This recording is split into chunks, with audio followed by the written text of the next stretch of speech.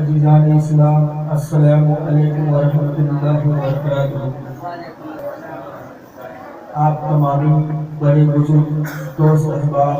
چھوٹے اور بڑے بچے، اور ہماری مائیں اور بہنیں اور ہماری قوم کی شہزادیاں جو لوگ اس محفل کے اندر شرکت کیے ہیں، ان سب کا میں تہہ دل سے استقبال کرتا ہوں، اور اللہ رب کریم کی بارگاہ میں التجا ہے کہ اللہ اس محفل کو ہم لوگوں کو کے لیے ذریعہ نجات بنا دے، اور اللہ ہم سب کی مغفرت فرما دے۔ أعوذ بالله من الشيطان الرجيم، بسم الله الرحمن الرحيم، سبحان الله والحمد لله ولا إله إلا الله والله أكبر، لا حول ولا قوة إلا بالله العلي العظيم، لا إله إلا الله وحده لا شريك له، له الملك له الحمد وهو على كل شيء قدير، أما بعد، بسم الله الرحمن الرحيم، نحمده ونصلي على رسوله الكريم، وعاقبة للمتقين، اهدنا الصراط المستقيم، إن الله مع الصابرين۔ آئیے ہم اور آپ سب لوگ مل کر بارگاہ حبیب نبی کونین جناب محمد رسول اللہ صلی اللہ تعالی علیہ وسلم کی بارگاہ میں درود اور سلام کا نذرانہ پیش کریں اور پڑھیں۔ اللہم صلی علی سیدنا سیدنا حبیبنا مولانا محمد بارک صلی اللہ وسلم علیہ یا رسول اللہ صلی اللہ تعالی علیہ وسلم۔ ہم سب مل کر پڑھیں۔ صلی اللہ علیہ رسول اللہ وسلم علیہ یا حبیب اللہ، صلی اللہ علیہ یا رسول اللہ وسلم علیہ یا حبیب اللہ، صلی اللہ علیہ یا رسول اللہ وسلم علیہ یا حبیب اللہ، صلی اللہ علیہ وسلم۔ ایک بار شریف پڑھیں۔ اللہ محمد صلی اللہ علیہ وسلم محمد صلی اللہ علیہ وسلم الصلاۃ والسلام علیک یا رسول اللہ صلی اللہ علیہ وسلم۔ کچھ کہنے اور سننے سے پہلے ہم سب لوگ مل کر اللہ رب کریم کا ایسا ذکر کریں کہ ہم لوگوں کا دل منور ہو جائے اور شیطان ہم لوگوں سے دور ہو جائے۔ اللہ اللہ اللہ اللہ اللہ اللہ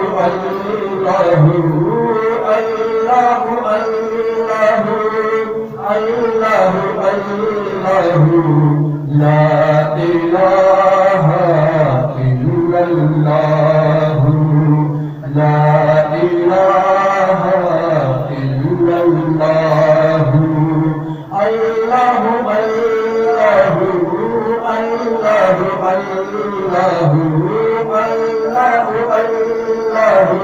اللہ اللہ اللہ لا الہ الا اللہ، لا الہ الا اللہ، یا رحمان یا رحمان یا رحمان یا رحمان، وحدہ لا شریک لہ، وحدہ لا شریک لہ، اللہ اللہ اللہ اللہ اللہ اللہ اللہ لا الہ الا اللہ، لا الہ الا اللہ۔ آئیے ہم سب مل کر ایک بار پھر سے درود و سلام کا نعرہ پیش کریں۔ اللہم صلی علی سیدنا سیدنا و حبیبنا مولانا محمد بارک وسلم والصلاۃ والسلام علیک یا رسول اللہ صلی اللہ تعالی علیہ وسلم۔ میرے پیارے عزیز ساتھیوں، آپ لوگوں کی محبت سے لگ رہا ہے اور آپ لوگوں کے آنے سے لگ رہا ہے کہ انشاءاللہ تعالی اس سرزمین سے دین کا کام ہوگا اور سنتوں کا بول بالا ہوگا اور شریعت کا بول بالا ہوگا اور نام مصطفیٰ صلی اللہ تعالی علیہ وسلم کا عشق اور محبت ہر دل کے اندر ہوگا۔ اگر آپ لوگوں کی یہی محنت اور یہی مسقت اور یہی محبت رہی تو انشاءاللہ تعالی وہ دن دور نہیں ہے کہ جس گلی سے آپ گزریں گے اس گلی کے اندر ہر طرف آس کے رسول، آس کے صحابہ، آس کے الہی موجود ہوا کریں گے۔ میرے عزیزوں، پچھلے ہفتے جو کچھ گفتگو آپ لوگوں کے درمیان میں ہم نے کی تھی، حضرت نوح علیہ السلام کی 950 برس کی تبلیغ، حضرت نوح علیہ السلام نے 950 برس تک اللہ کی طرف اللہ کے بندوں کو بلایا اور بلانے کے بعد انہیں بتایا، لیکن لوگوں نے حضرت نوح علیہ السلام کی باتوں کو نہیں مانا اور نہ مان کر ان لوگوں نے اللہ کے عذاب کو دعوت دیا اور اللہ نے جو اپنے نبی سے وعدہ کیا تھا کہ نبی نے اللہ کی بارگاہ میں دعا کی کہ اے رب کریم کہ تیرے بندے میرا کہنا نہیں مان رہے ہیں۔ حالانکہ کشتی کا بھی واقعہ بتایا اور کشتی کے اندر بھی بتایا کہ ان لوگوں نے قوم نوح والوں نے کیا کام کیا تھا اور اس کے بعد میں اللہ نے ان کے ساتھ کیا معاملہ فرمایا۔ اور پھر عذاب کے تعلق سے گفتگو نہ کر کے میرے عزیزوں صرف بتانے کا مقصد یہ ہے، بچوں کو الگ رکھو، آج بتا دو یہاں بچوں کو الگ رکھو، آج بتاؤ سارے بچے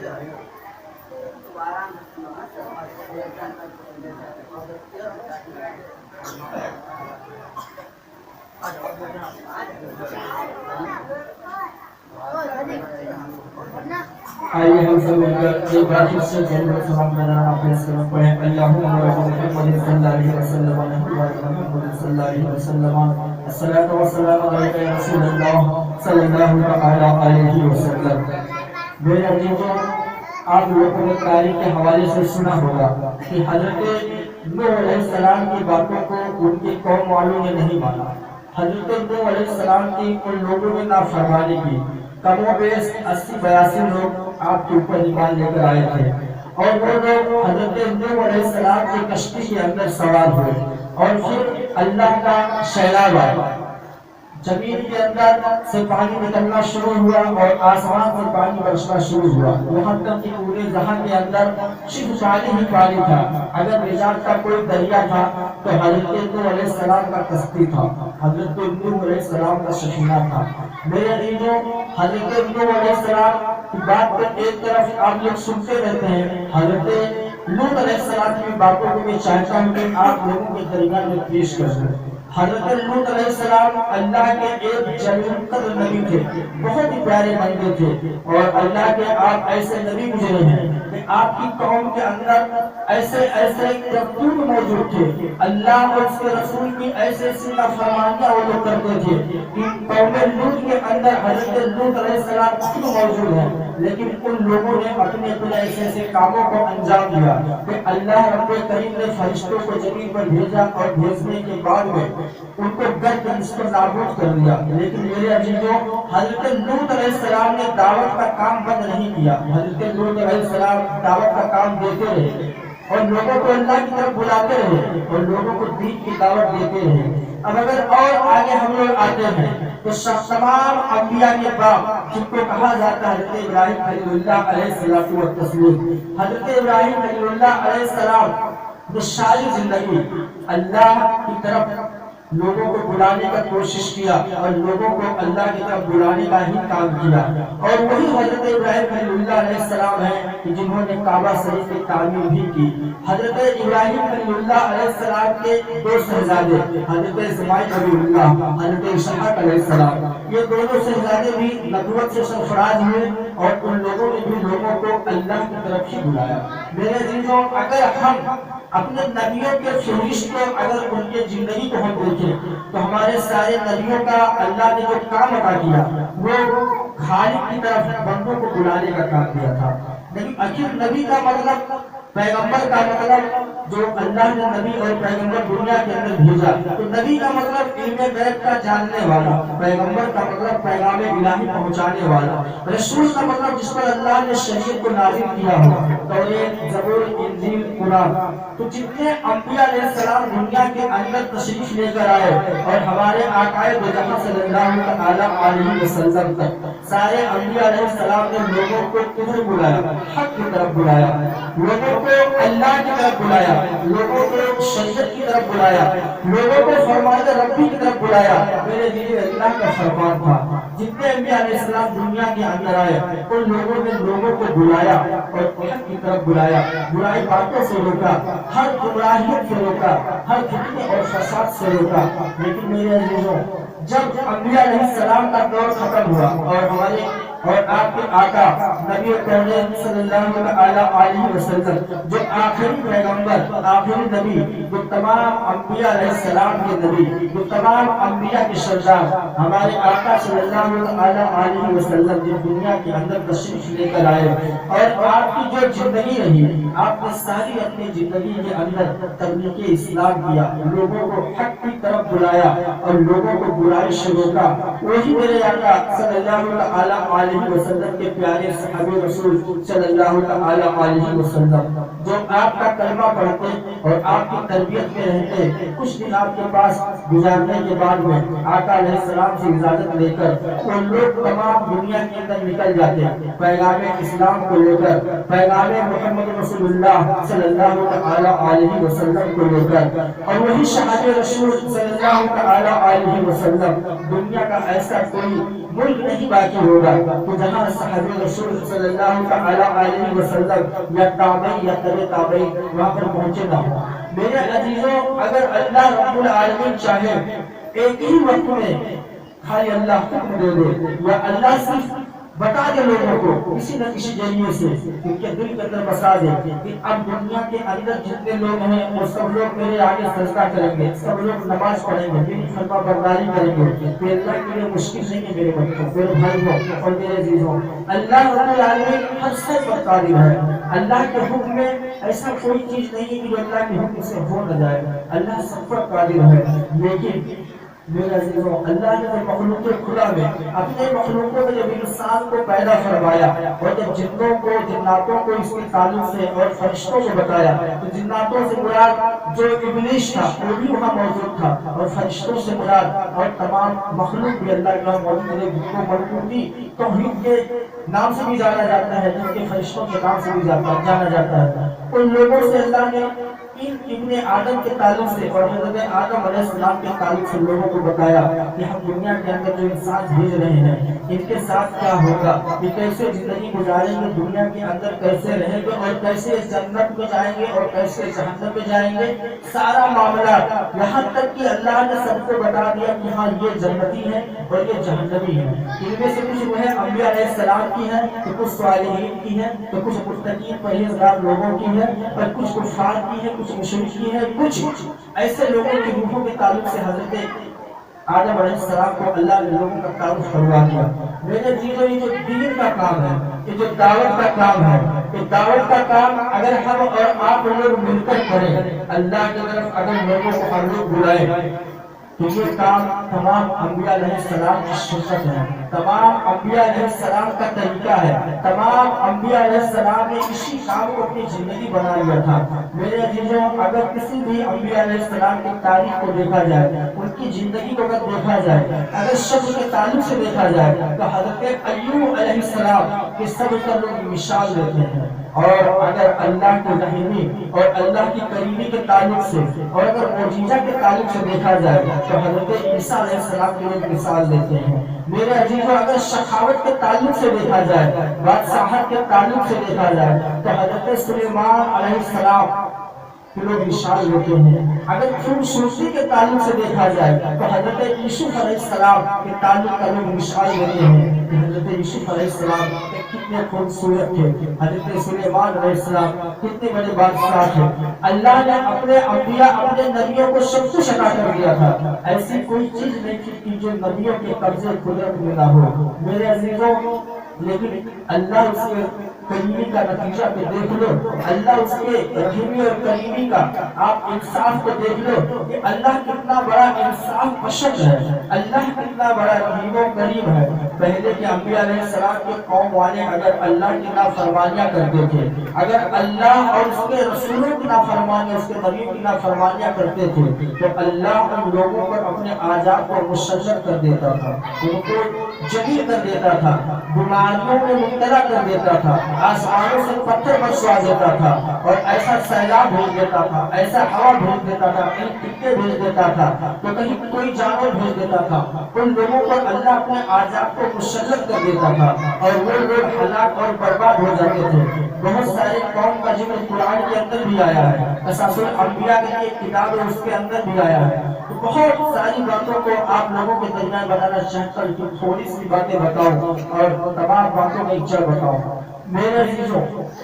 آج ملک ہند کے اندر اتنے مسلمان الحمدللہ آباد ہیں، لیکن صدقہ یہ حضرت خواجہ خواجہ فقیر ہندوستان رحمۃ اللہ تعالی علیہ کا کہ سب لوگ جو یہاں ملک ہند کے اندر جو ہندوستان کے جو مسلمان ہیں، تاریخ ملتی ہے کہ حضرت خواجہ معین الدین حسن سنجری رحمۃ اللہ تعالی علیہ سنجر سے اور تمام اولیاء کرام کے دامن سے ہوتے ہوئے، ان کی دعائیں لیتے ہوئے، ان کا فیض و برکت لیتے ہوئے اجمیر شریف کے سرزمین پر آپ تشریف لے کر آئے اور آپ نے تبلیغ اسلام وہاں میں فرمایا۔ اور آج بھی لوگ کہتے ہیں کہ حضرت خواجہ معین الدین چشتی رحمۃ اللہ تعالی علیہ ایک ایسی شخصیت ہے کہ جن کے ہاتھوں پر لوگ کلمہ پڑھ کر مسلمان ہوئے۔ شریعت اگر لوگوں کو ملی تو حضرت خواجہ معین الدین چشتی اجمیری رحمۃ اللہ تعالی علیہ کے ذریعے قرآن آیا، سنت آیا، طریقت، حقیقت، معرفت، جو کچھ بھی آیا حضرت خواجہ معین الدین چشتی اجمیری رحمۃ اللہ تعالی علیہ کے ذریعے سے۔ اور اتر پردیش کے اندر ایک ولی اور لوگوں کا تاریخوں کے اندر نام آتا ہے تو تمام اولیاء کرام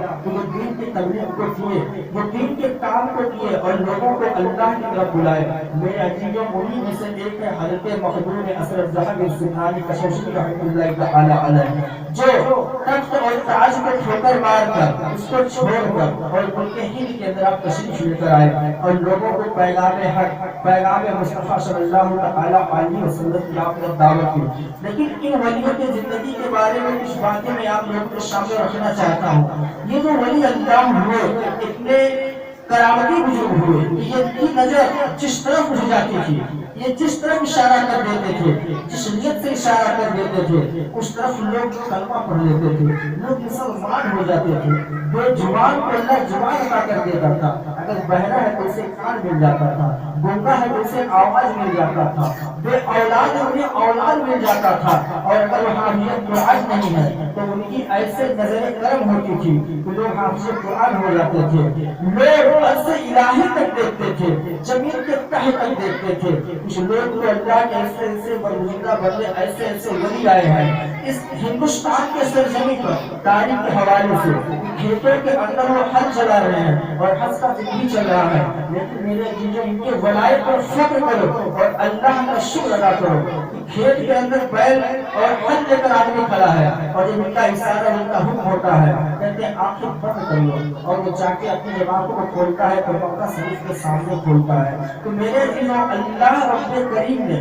جو انعامات اپنے صالحین، اپنے متقی اور پرہیزگار بندوں کو عطا کیا ہے، دراصل رب کریم تو وہی ہے، مصطفیٰ وہی ہے، قرآن وہی ہے، دنیا کی ساری نظام، سارے کائنات تو وہی ہے، لیکن آج بندہ وہ نہیں ہے۔ ولیوں کا ذکر وہ سنتا ہے، ولیوں کی تعریفیں سنتا ہے، ولیوں کے نقش قدم پر چلنے کی کوشش کرتا ہے، لیکن جو اولیاء کرام رضی اللہ تعالی عنہم دنیا کے اندر تشریف لے کر جو شریعت، جو دین، جو سنت لے کر آئے تھے، اس سے ہٹ کر کچھ الگ ہی کر رہا ہے۔ لیکن میرے عزیزوں، واقعی میں اگر دیکھا جائے اولیاء کرام، بزرگان دین کی زندگی، انبیاء کی زندگی، صحابہ کرام، تابعین کی زندگی اگر دیکھا جائے تو تقوی سے بھرا ہوا ہے۔ ان کی ساری زندگی ایک عبرت ہے، ان کی ساری زندگی ہمارے لیے ایک راستہ ہے، لیکن ہم نے ان کی زندگی کی اچھائیوں کو نہیں لیا اور ان کی زندگی میں کوئی برائیاں ہی نہیں، اچھائیوں کو نہیں لیا، ان کی زندگی میں کوئی برائیاں ہی نہیں ہیں، لیکن لوگ اپنے کردار سے، اپنے اعمال سے اور ان مقدس ولیوں کا نام لے کر ایسے ایسی خرافاتیں کر دیتے ہیں، ایسا ایسا کام کر دیتے ہیں کہ لوگ کہتے ہیں یہ کیسے لوگ، یہ کیسے لوگ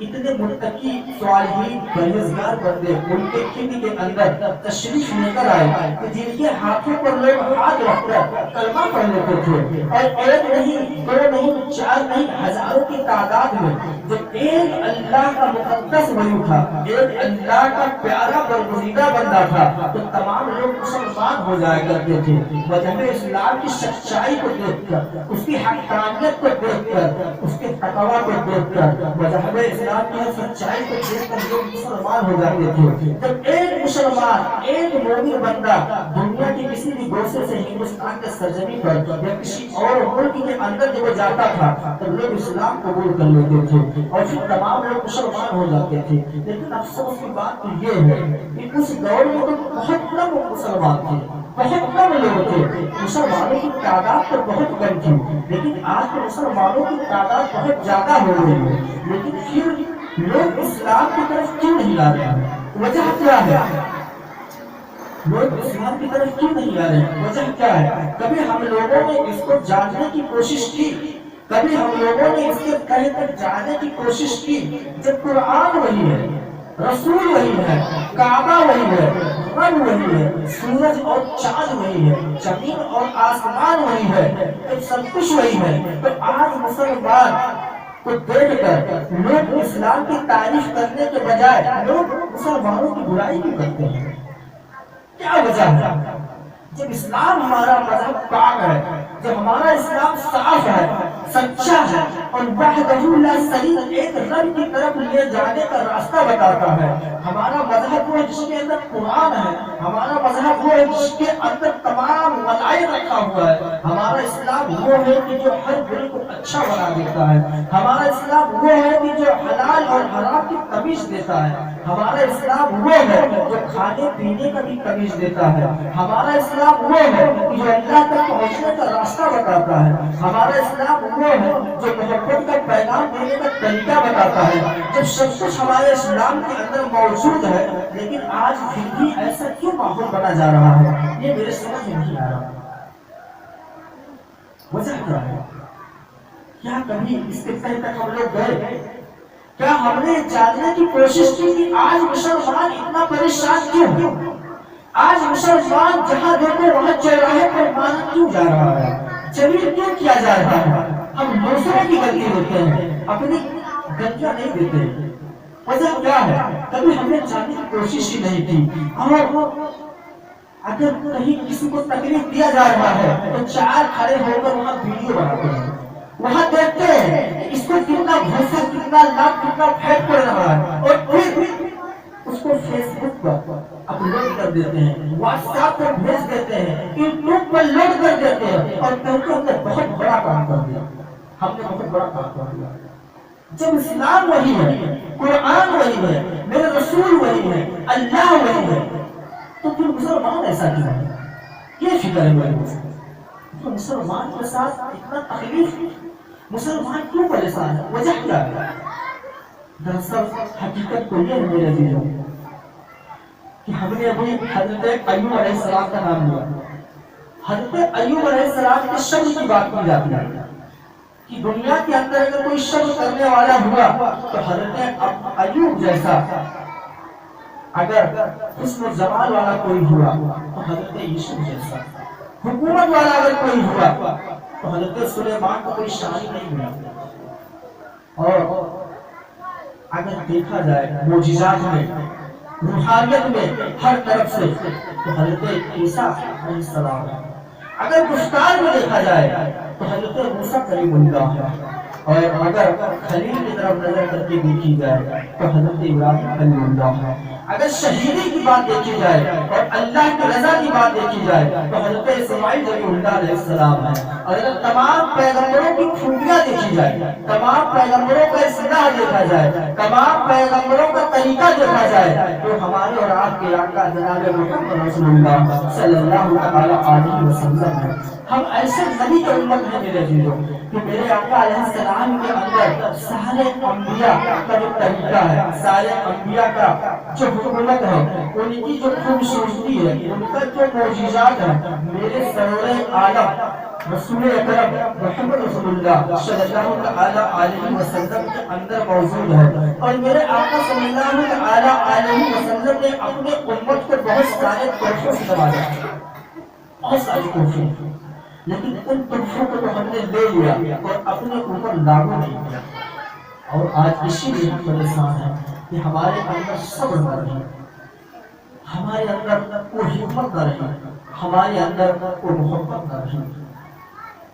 آئیے ہم اور سب مل کر ایک بار پھر سے آقا دو جہاں صلی اللہ علیہ وسلم کی بارگاہ میں درود و سلام نذرانہ پیش کرتے ہیں اور کہتے ہیں اللہم صلی علی سیدنا سیدنا و حبیبنا مولانا محمد المبارک وسلم الصلاۃ والسلام علیک رسول اللہ صلی اللہ علیہ وسلم. میرے عزیزوں،